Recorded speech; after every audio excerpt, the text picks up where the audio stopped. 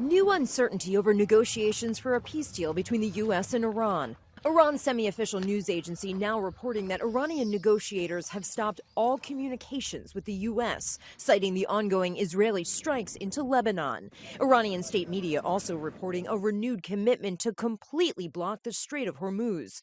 Israel's incursion into Lebanon threatening to derail U.S. efforts to reach an agreement with Iran. Prime Minister Benjamin Netanyahu today calling for more strikes in southern Beirut, as Israel has pushed further into Lebanon than it has in 26 years as it fights the Iranian-backed Hezbollah.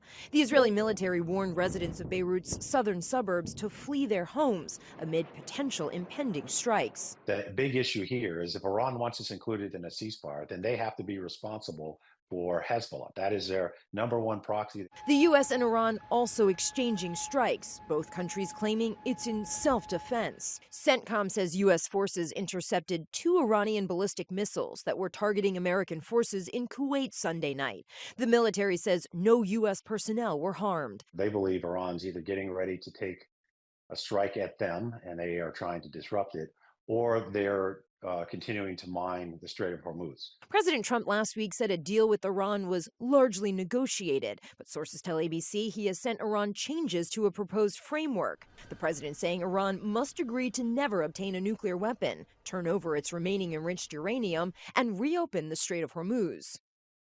President Trump claimed overnight that Iran really wants to make a deal. He also pushed back on what he called chirping by Democrats and Republicans pushing him on these negotiations and insisted a deal will work out well in the end.